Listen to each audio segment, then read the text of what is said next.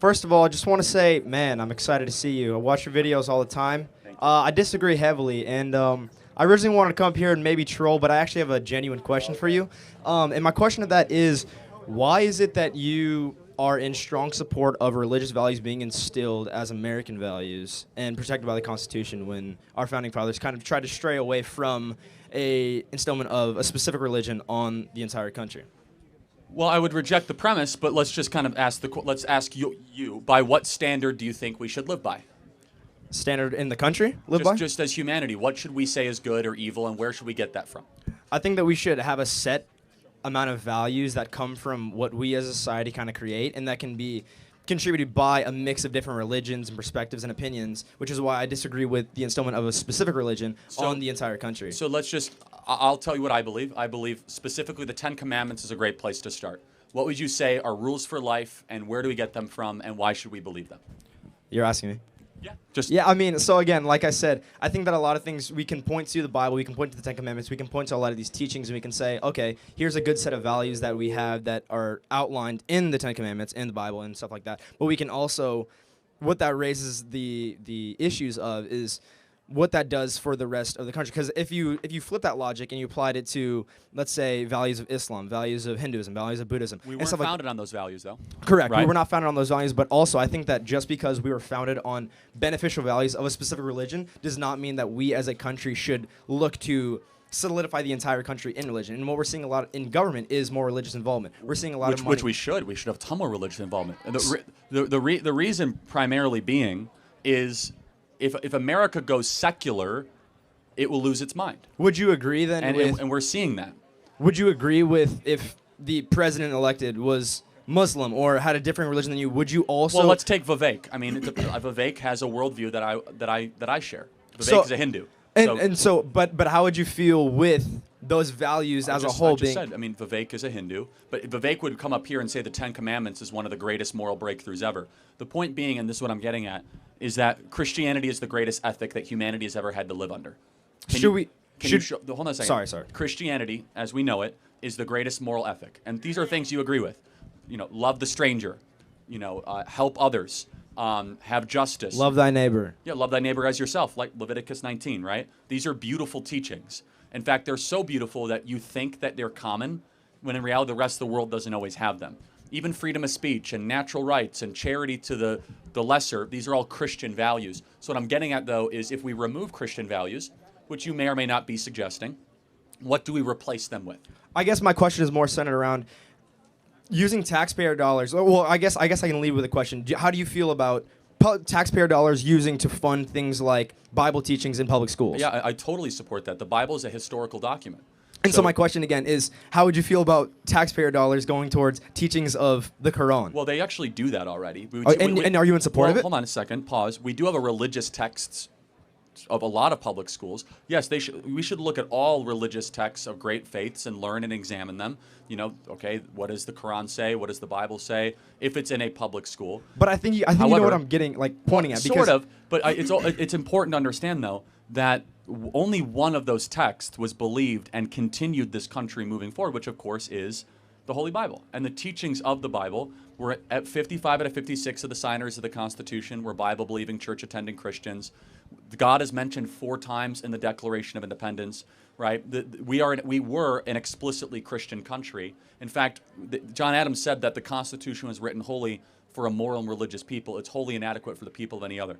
I might not convince you on this. What I might convince you on, though, is that if you say Christianity should not be involved in our government, fine. You got to replace it with something. And if you say it's neutral, there's no such thing as a neutral public square. It doesn't exist. Yeah, I'm not necessarily saying that, and I'll be quick because I know there's other people I want to talk to you. But what I'm saying is, I would say that I disagree strictly with a certain teaching, a certain religion being the basis of what we take all beneficial teachings that we apply to the United States. Fine, but then who chooses the moral code? I think that the people as a whole who can represent different religions, how do we who do can that? Represent different beliefs and opinions. It shouldn't have to come from a specific religion, because what does that one religion teach that the other opposing viewpoints or atheism can't teach? Hold on a second. No, that's an interesting question. What does Christianity teach that others do not? A lot.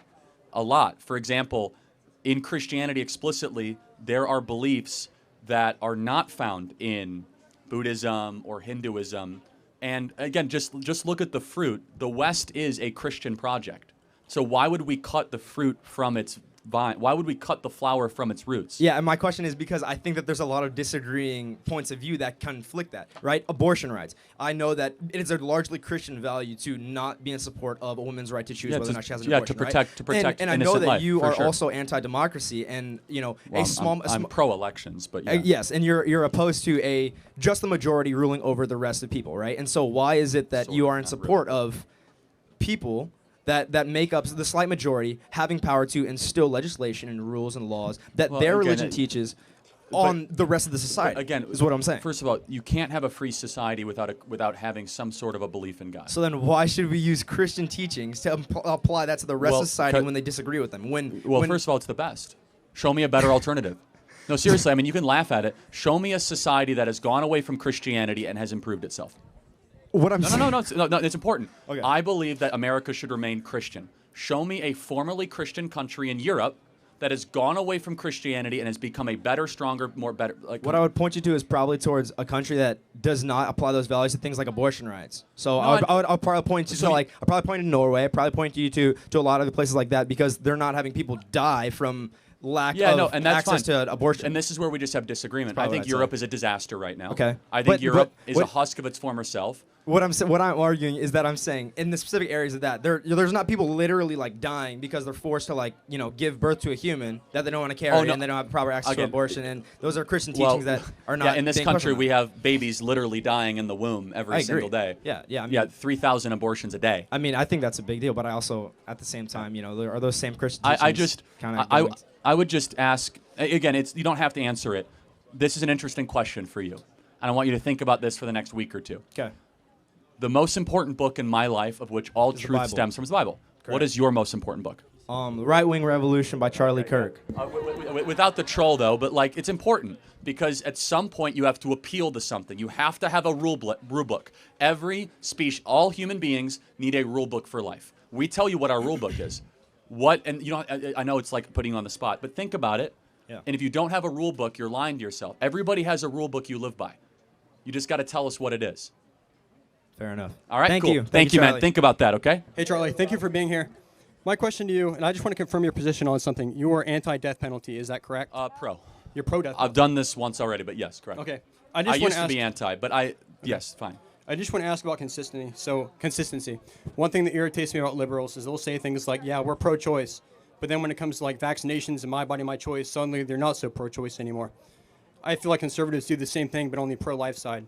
So can you come on, man, you seem so much smarter than that. What do you think my answer is? I don't, because they did something bad. Well, yeah. But if life is invaluable, then why do you not consider it valuable throughout the whole lifespan, not just the beginning? Because you believe in putting criminals in jail, right? Yes. Which is a taking of their rights. Not their life. Well, again, but their whole life is completely changed. So I guess it's also an insult to the victim, isn't it? Saying that your life doesn't matter so much that your murderer can keep on living, but you yourself aren't living. It actually devalues the value of the victim, or the victims, actually, in a lot of times. And you have a hat that says, Make America Holy Again. Yes. God repeated in all 5 books of the Torah, you take a life, your life will be taken. To the consistency argument, if there is a baby here, in the womb, that baby has done nothing wrong. Whereas a guy who went and shot up a school did a lot wrong. And so the only answer is to say, we value human life so much that you don't get to keep on living if you take a precious human life. It's actually an explicitly pro-life position because it's honoring the dead and honoring the victim so much that it's not just one to be discarded. It's not just a clump of cells. You see, to be against the death penalty is actually consistent for the left because they're like, it's just a bunch of clump of cells that got shot up at a school. It doesn't really matter. Go put him in a jail.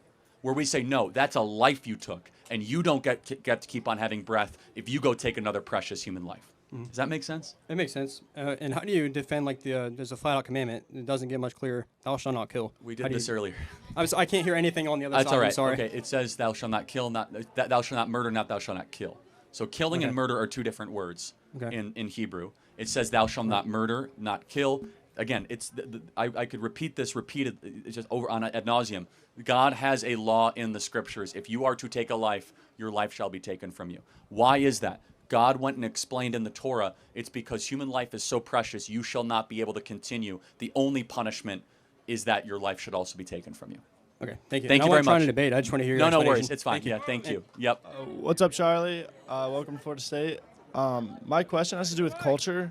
I was wondering, close to the mic? Okay.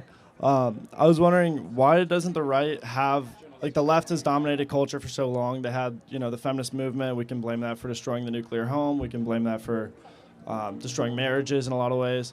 But how do we kind of work backwards from that, kind of get back to, like, the core American values, lower the divorce rate, lower single motherhood, things like that? It doesn't seem to be like a practical solution that's been even attempted by the right. Well, the practical solution, we don't have to think. We need to point people to God and eventually to Jesus Christ, and that is the solution, is that people need to humble themselves before the Lord. They need to go back to church. They need to get married before they have sex. They need to stop engaging in debauchery and limitless amounts of drinking and the sins of the flesh, and understand that there's a God who loves them, that wants them to live a certain way. And it's not a matter of the feminist movement or the Black Lives Matter movement. We need a movement that is centered around spiritual, eternal principles. And yeah, make America holy again, make America Christian again. But a revival will only happen with repentance, and repentance is at odds with pride. And so we have an entire month dedicated to pride, by the way, which is you must acknowledge two things. There is a God, and we are not him. Those two things are fundamental towards having, hopefully, the humility of getting in front of your Creator, understanding that you fall short of the glory of God with the eyes on the cross and understanding the significance of what the cross is and what it means for your life. And with that will come widespread nationwide change. We are seeing some promising trends. Church attendance is slightly going up. Gen Z, especially Gen Z men, are more religious than millennial men, and it is increasing and growing. And young women, we got some things to work through. But we will not save the country just through politics. Politics is a means towards an end, a means towards liberty. But liberty is not man's idea; it's God's idea. And we are only able to experience that liberty if we are a moral and religious people. And I'll close with the statement with this, that the Constitution is incompatible with a faithless nation. You will not have a free society if the country goes atheist. You will not have a free society if the country goes secular. That sounds provocative, but it's true, is that liberty and freedom cannot coexist with a nation that does not believe in a higher power. Because eventually, you're going to want to have some form of meaning in your life, and usually that meaning is left-wing politics. And I'm not trying to pick on all those people chanting out there, because they're actually crying for help, and I mean that. Because how many of them, and I mean this, how many of them do you think go to church on a regular basis? Almost none. And that's not me picking on them. But there's a reason, because they're having a quasi-religious experience right now. They're all chanting at the same time. They feel like they're part of something bigger. They think they're fighting evil, which of course they're not. But there's a religious element to that. When America was at its best, when you didn't march in the streets, but instead you went to the church and bowed before your Creator to go find your meaning. And so when they're chanting out here, you should love on them, be like, do you believe in God? Like, have you been to church? And I guarantee almost to a person, 99% of the activist left on this campus has either a bad experience with religion, doesn't think that God loves them, doesn't think that God is good, or they're an atheist. So you fill that void with left-wing politics, because left-wing politics mirrors religion. It feels like a religious experience. So there's a thinker by the name of Emil Durkheim, which some of you guys may or may not know, who talked about what is religion. And he says the things that have in common with religion is that people will all say the same thing. They'll meet on a regular basis. They'll agree on an objective. That is the Black Lives Matter movement or the trans movement or whatever. And we should say, hey, instead of making those things your God, you should believe in the God of the Bible, the God that loved you enough to send his son to die for you so that you may live forever. Thank you so much. Appreciate it. Thank you. Hi, Charlie. It's nice to meet you. My name is Salma. Thanks for coming. As a child of a Moroccan and Peruvian immigrants who came into the U.S. legally and were in the process for 10 years, it's frustrating to see so much biased media outlets nowadays propagandizing Trump as a racist who doesn't want immigrants in this country instead of understanding he's protecting us from illegal criminals who cut in line. So to inform the liberals behind us protesting to get racists off campus, or people listening right now, what would you say are the long-term or short-term consequences of mass illegal immigration on social services and the economy? Yeah, I mean, it will flood schools, flood hospitals, but even more than that, it's the destruction of the rule of law. And it's an insult to your family that followed the law. Your family came here the right way and filled out the paperwork and waited your turn. You did not cut in line. Yeah. So we have to make a decision. Are we going to be a country that follows and honors the rules or rewards rule breakers? And we teach our kids at 2 years old, rule breakers get punished. Don't cut in line. Wait your turn. Yet when it comes to immigration, we act as if it's something totally different. We want people like your family to come here the right way, legally, not breaking in line and then all of a sudden getting rewards because of that. Oh, my bad. I'm sorry. What's up, Charlie? So I am a second-year master's student in student affairs, and I see you got an anti-DEI shirt on, so this is about to get good. I personally believe in DEI. I think that actually helps with creating inclusivity within PWIs and predominantly white institutions. And I also believe that, not go to FSU, that's where I go at. But I also believe that this is the reason why I wanted to get into student affairs, because I believe that with the DEI being present within our campuses, we actually are able to build inclusivity for students who are first gen, for minoritized students, for veteran students who are coming onto these campuses and actually being able to feel like they have somewhere for them on campus. As well, I understand the counter argument, but I'm gonna let you go first. I'm sorry. Well, instead of debating DEI, why don't you define it further so we can make sure we're talking about the same thing? Got you. So diversity, equity, and inclusion. I know what that means. Okay, my fault. I would say DEI stands for didn't earn it, but that's a separate issue. Ooh, didn't earn it. You been working on that? Type. So yes, a lot of people think that, and in that regards, which is a counter argument to it. But I honestly believe that the fact that you got to this point where you was already unrepresented on these campuses already shows that you did actually earn to get those fundings, did actually earn to get that exclusivity tailored to you. Because the fact that you even made it to the campus where a lot of people in disproportionate communities don't make it a lot out of, at least you can have is a place on campus where you feel included at. That would be my argument. Yeah, so I don't know what DEI looks like on this campus. Type. Yeah, so I can't speak to that. Let's try to find some common ground. Okay. Do you think people should be hired based on their race or their competency? I don't think that. I think they should be race. Which one? My fault. I'm sorry. My fault. I think that they should be hired based off their competency, not their race. We totally agree, right? Okay. So what DEI does in practice, not in theory, is it focuses on race more than competency. And Okay. that is our concern. Okay. And so what I want, and you seem, very passionate about a lot of things, and you obviously have skills.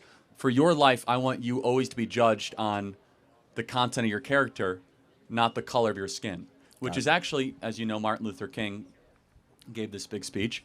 And I know, but he is an ideal. That I agree with this sentence for sure. Where DEI says, no, we're actually going to care more about skin color than competency. Mm-hmm. And so what we want is an America based on merit, America based on how hard you work, an America based on what you bring to the table, not just what you look like. I got you. And I understand that as very well. And I think that that's a profound position to have with it. And, No, you're good. Yeah. and I know you got to go. So No, you're good. Keep going. Okay. So my last thing is, and I'm going to make it short because we aren't going to agree on that, but agree on the whole anti-DEI act movement. But I will say that Drake or Kendrick Lamar, who won? I like Kendrick Lamar. I'm not a rapper guy, but I would say At least the only thing I know about this is the anti-pedophile thing, which I support completely. Okay. So the fact he goes after Drake for being No, you can't say that. Sexy songs for you, baby. You know what I'm saying? Go Drake. I don't know a Okay. single song between either of them. All I know is that if you even engage in pedophile stuff, you're no go. So, Type.